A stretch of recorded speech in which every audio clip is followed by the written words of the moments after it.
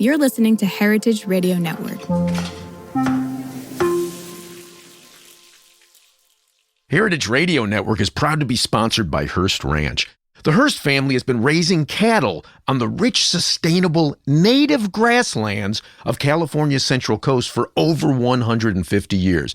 Piedra Blanca Rancho in San Simeon is the original Hearst Ranch, founded by George Hearst in 1865. And George's son was the famous publisher William Randolph Hearst. In addition to being known for building the iconic Hearst Castle, William was, like his father before him, an avid rancher. In his words, "I would rather spend a month at the ranch than any place in the world." Thanks to one of the largest land conservation easements in California history, a joint effort with the California Rangeland Trust, the American Land Conservancy, and the state of California, the working landscape at Hearst Ranch will be preserved forever. Learn more about Hearst Ranch at HearstRanch.com. Hey, Linda, you know what time it is? What time is it? It's Christmas time. Well, you look a little scared. Yeah, you are a little you scared. better not pout, you better not cry. Just go to Sacred Agave and you can buy lots of goods for Christmas gifts. Lots of goods for Christmas gifts. It's Christmas time. Did that make sense? Wow, the boss Thank you. is in the mobile car studio with me, Linda Sullivan. So that's just my way of saying, hey, road trippers, if you're looking for a Christmas gift for your mezcal-loving friend, go to sacredagave.org and you'll find beautiful things like ceramic loteria cards. Oh, yeah, I saw those in your email. They're really beautiful. Yeah. And then the new book from our friend Alex White. Yes, we got that. And then, of course, the ever-famous Jose Guadalupe Posada print of Our Lady of Maguey. Ooh, BEA, beautiful. And all sorts of other stuff. So head on over to sacredagave.org. And if this commercial and the rest of the episode sounds like we're in a running car, it's because we are, and it's cold out because it's Christmas 11 degrees. -4 with the wind chill. Ooh.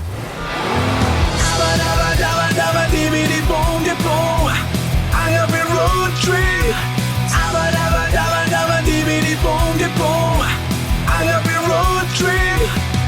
I am Lou Bang. I'm Linda Sullivan. And this is Agave Road Trip, the critically acclaimed award-winning pipe kiss that helps gringx bartenders better understand agave spirits and rural Mexico. So, Linda.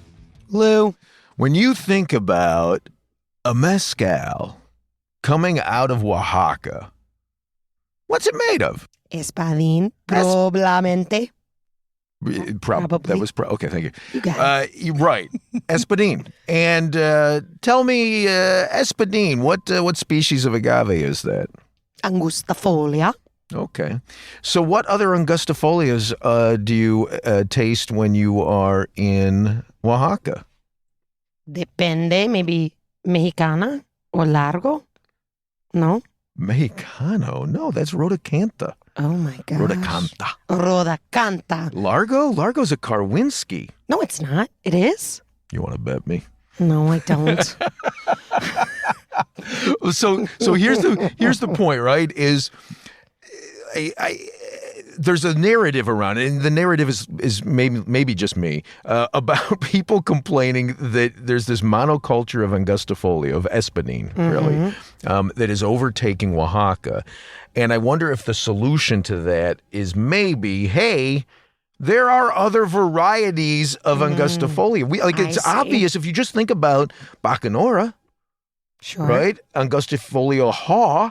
That's like, it's not Espadin, but so often I'll hear people say, oh, it's like Espadin from the north. It's not. Oh, I've not heard that. Really? I mean, Maybe I just hang out with the wrong kids. Well, or the right ones, who knows? But, Okay. I was thinking about this because I was in Jalisco with you in September. We already did this, didn't we? True. Yep. But I don't think you were with me when we visited Arturo Campos in San Juan, Espanatica. Oh, that was right before. Was that right before you scooped me? I think it was I think literally so. just before. With the biologist? What was the woman who was with us? She was super smart. With Regina. Regina, the environmental scientist. Yes, Yeah, environmental she's great. scientist. Oh yeah, she was fabulous. Yeah. And maybe that you guys stopped there before. Yeah, and we were with the tequila ladies. Oh yes, I remember. Yeah. Okay. Good times. So I'm sitting there drinking with the tequila ladies and Regina and Arturo, and I asked him what he was pouring for me, and he had said Cenizo, and of course we know that Cenizo. Right, it's like the trick agave name. You're right. Every community has one because there's always an agave that's ashen color. Ashy, right. Like officially, if you ask the CRM, they'll tell you, well, it must be Duranguenses to be Cenizo, but every community calls something Cenizo. Sometimes it's Duranguenses. But I asked him, and he said, "Oh no, it's Angustifolia." And then he served me something else, and I said, "So what species is this?" And he Angustifolia again. He said Angustifolia. So. Here's a quick quote from Arturo. Okay. I believe I have 7 or 8 different varieties of Angustifolia. They are different sizes, have different amounts of sugar, and take different amounts of time to reach maturity. As much as 3 years difference. So, does he give the each one of them, sure, names?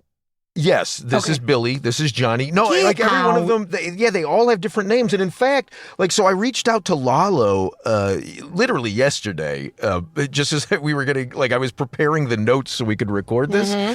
Reached out to him because I wanted to make sure that I wasn't crazy, because I don't remember ever seeing any other Angustifolia in Oaxaca. I know. Well, clearly, my response was just name other agaves that are not Angustifolia. And honestly, I had never even really, even though I visited Jalisco and these, I've never really thought about before. And I'm looking at this bottle from my collection from 2016, and it's from Mezcaloteca. Right? Yay. But they just slap their label over the back label of the Mazonte bottle. Hilarious. And you can see that what either, Pedro or Sule wrote on here this was made using 2 agaves, Amarillo and Verde, which again, every community has, right? And then when you look at the Verde is not Salmiana, is it? No, this is exactly my point. Okay. Is when you look at the Mezcaloteca portion of the label, it says that they are Angustifolia. It folds to they're 2 Angustifolia, and I realize I've had this bottle now for almost 9 years and have not even thought, I guess 8 years, and have not even thought about the different Angustifolia. So I reached out to Lalo to make sure that I was Eduardo Anales of La Locura, to make sure I wasn't missing something, and his initial response was, "No, nobody that I know of. I certainly don't." And then when have more than one Angustifolia. Yeah. And then when I pressed him, he said that in the past he had seen agaves that were Angustifolia that were called Carne and Liso, but he wasn't aware of anyone using them now. Wow. What is that? Did he say, or did you find out what that means? It's like meat, meat Carne and something? is meat and smooth. Oh, right. It's almost like naming it after maybe its flavor profile when all is said and done. I'd like to think about the guy who was harvesting it. Also a good narrative. Thank you. But then I started doing a little bit of the internet research that we're also famous for doing now, because it always gives us exactly the answers we're looking for. And, do you want to taste this, by the way? And what kind of question is that? Thank you. And thank you. And the IUCN Red List I pulled up, and it actually has a listing for Angustifolia that suggests that Angustifolia is always Espadin. Ooh, this is super smelly. Yeah. It has almost like a little BBQ thing in the aroma. Oh my gosh, yum. Okay, well, I haven't even tasted it yet, I guess. What's the equivalent for smelling? The equivalent of yum for smelling? It feels like it should be a sound. Please put a video of that in the show notes. You guys, Only a time-lapse you guys, video. help me. And, and there are other varieties of Weber than just the Tequilana Blue. Right. And it makes me mindful of the fact that, okay, look, if what we're doing is we're building these monocultures, maybe make them monocultures a species.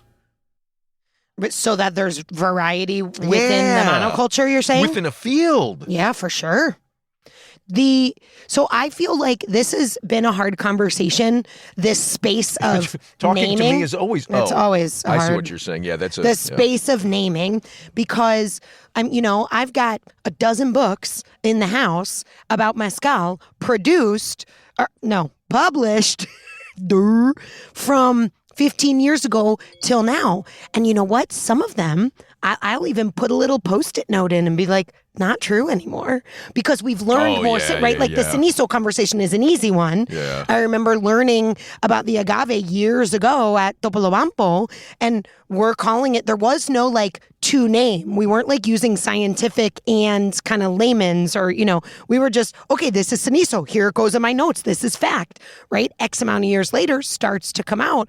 Oh, Duranguensis. What is this long, crazy word? Right. Oh, that's the actual. So I've described it before as almost like the science catching up with the culture of mezcal. Oh, that's right? interesting.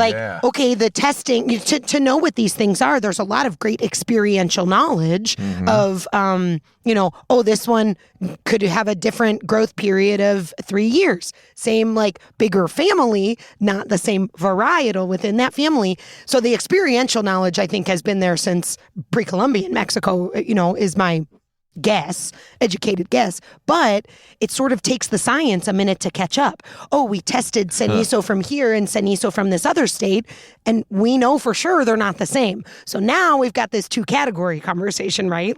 The word that's used or the local term versus the scientific term. And it's the new agave material, that's published now has different information in it as a result of that. So in a way, I think that's cool, because it's we are right in it.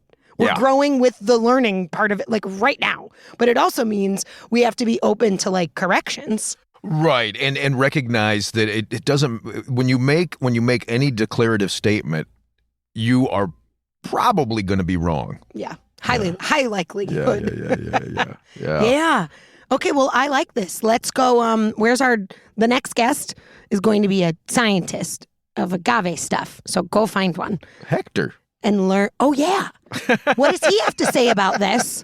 I actually reached out to him. He didn't respond to me. I think he's a little busy with the holidays because, you don't think it's Christmas time. I know it is, Bruce. It could also be me.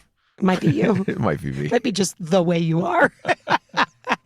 Okay, yeah, I think that'd be cool to hear from somebody kind of deeper in that field and with a bigger brain than Linda, that, how that feels to have the content be catching up, sort of. Yeah. Or maybe I'm wrong about that. That feels like that's my observation over, the decade or more that I've been kind of in this world. But maybe that's just, I don't know, maybe it's not true. And maybe it is. And to find out, you'll have to tune in to the next episode of Agave Road Trip. Wiki. Okay, Linda. I'll catch you next episode. Adios, Senor Lou. Hasta pronto. You've been listening to Agave Road Trip, the critically acclaimed award-winning podcast that helps gringx bartenders better understand agave spirits, and rural Mexico. We're blessed with sound engineering by Roy Sierra and a theme song performed by Gabriel Oliveira and Marco Ricos. Sign up to become a road tripper and listen to more episodes at agaveroadtrip.com. If you enjoyed this podcast, please let us know. And if you hated it, well, I'm sure you'll let us know that too. You can also find us on Facebook and Instagram at Agave Road Trip. Agave Road Trip is a production of 10 Angry Pit Bulls, Inc. Agave Road Trip is powered by Simplecast. Thank you for listening to Heritage Radio Network. Heritage Radio Network is food radio supported by you. For our freshest content, subscribe to our newsletter. To subscribe to the Heritage Radio newsletter, enter your email at the bottom of our website, heritageradionetwork.org. Connect with Heritage Radio Network on Instagram and Twitter at heritage_radio. You can also find Heritage Radio Network at facebook.com/Heritage Radio Network. Heritage Radio Network is a nonprofit organization using the power of educational storytelling about food to build a more equitable, resilient food system. Heritage Radio Network couldn't do that without support from listeners like you. Become a part of the world's most innovative community today. Subscribe to the shows you like, tell your friends, and please join the Heritage Radio Network family by becoming a member. To become a member of the Heritage Radio Network, click on the beating heart of our homepage. Heritage Radio Network can become addictive. Programming you hear on Heritage Radio Network might lead you to eat, drink, and listen to more programming on Heritage Radio Network. If you drink, please do not drink and drive. Drink responsibly, drive responsibly, eat responsibly too, and listen to Heritage Radio Network responsibly. To listen to Heritage Radio Network responsibly, wear protective earbuds. While wearing protective earbuds, do not drive, do not walk either. Sit in a comfortable chair. If that comfortable chair has a hard seat, please remember to stretch every 30 minutes. If you stretch every 30 minutes, please stay within your defined stretching capacity. And consult a doctor who specializes in stretching. If you don't have a doctor, maybe Dr. Ryan Acock, the Cocktail MD, can help you out. Thanks for listening. Agave Road Trip out.